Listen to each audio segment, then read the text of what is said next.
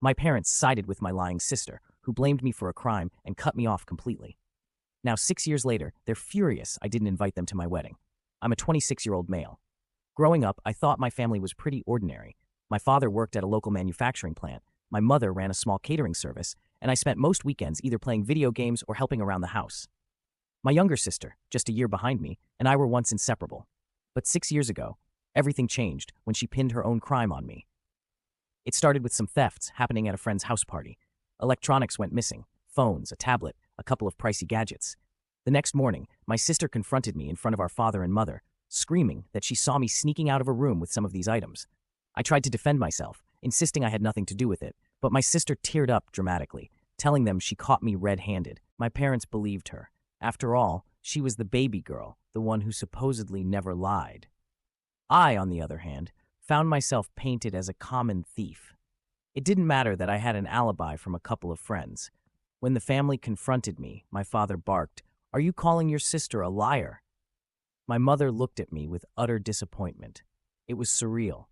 They demanded that I return the stolen items, which of course I didn't have, so I ended up with no way to prove my innocence. The argument spiraled out of control. My sister kept doubling down, giving elaborate details about how she saw me rummaging through coats and purses. By the end of the night, I was essentially disowned unless I confessed. I refused to lie and admit to a crime I didn't commit. Furious, my parents kicked me out. I remember my father pointing toward the door, face red with anger. "Pack your things and go. If you can't own up, you're no son of mine." My sister stood by, arms folded, watching the scene unfold without a hint of remorse. Over the next few months, I couch-surfed at different friends' places. The story spread through town, with half the people whispering about me being a thief. My father and mother told relatives they had no choice but to cut me off for the sake of family integrity. Meanwhile, the real culprit, my sister, walked away scot-free, basking in the sympathy of neighbors who pitied her for having a criminal brother. She never once confessed or tried to set the record straight. Eventually, I saved enough money working odd jobs to rent a tiny studio apartment a few towns over. It wasn't glamorous, but it was my space, free from accusations and drama. Slowly, I rebuilt my life. I got a stable job, made new friends who didn't look at me like I was a criminal. I didn't hear much from my parents. Now and then, I'd get a text from an aunt or uncle urging me to apologize and come home, but I refused. I wasn't going to grovel for something I never did.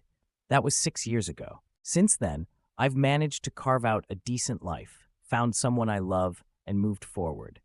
But it turns out that ghost from the past wasn't quite done haunting me, because as I recently discovered, my parents are furious they weren't invited to my wedding. The same parents who disowned me over my sister's lies now believe they deserve a front row seat on my happiest day. A few months ago, I announced my engagement to my fiancée, a warm and funny woman I'd met through a mutual friend. We decided to keep our wedding list small: close friends, some supportive extended relatives, and people who'd stood by us. My parents and sister never crossed my mind as potential invitees. After all, I'd spent the last 6 years with zero support from them. Why would I invite the same people who cast me out? Word got around through social media when we posted our engagement photos. That's when I received a flurry of messages from relatives, some of whom I hadn't heard from since the accusations. A cousin wrote me, "Your father says he's disappointed you haven't invited him. He wants to reconcile." Another message from an uncle said I should at least let them come. Their family. I felt my jaw tighten as I read these. Where was this rush to reconcile when I was homeless, labeled a thief? Where was the concern when I needed help to prove my innocence? Now that I'd built a life and was celebrating a milestone, they acted offended for not being in the loop. Still, part of me felt a sting of guilt. Could it be that I was being too harsh? My fiancé, ever the calm voice of reason, suggested if they truly wanted to make amends, they'd start with an apology. Have they apologized? Of course, they hadn't. Instead, they escalated their sense of entitlement. A week later, an aunt forwarded me a text from my mother. "We deserve an invitation. He needs to stop acting like a victim." That message burned into my brain. After all this time, no apologies, no admission of wrongdoing, only demands. My father even threatened to show up anyway if I didn't send them official invites. He bragged about how he helped raise me, so how could I exclude him from something so significant? The nerve of it was astounding. My sister, the root cause of the entire meltdown, also tried to reach out, leaving me a voicemail dripping with insincere charm. "Hey, long time no talk. Heard you're getting married. Let me know if you need family there."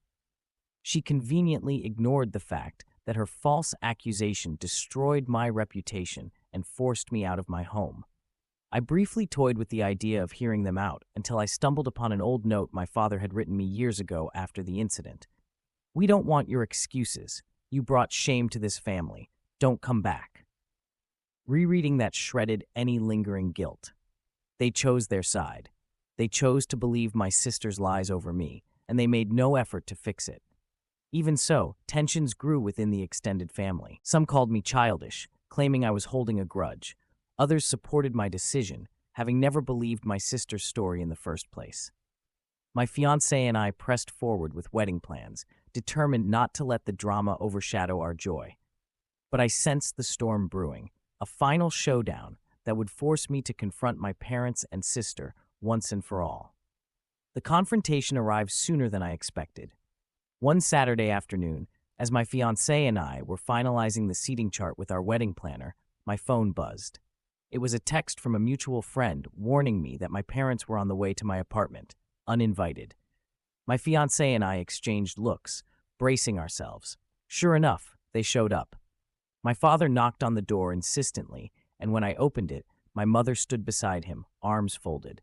Behind them, my sister lingered in the hallway, trying to look innocent.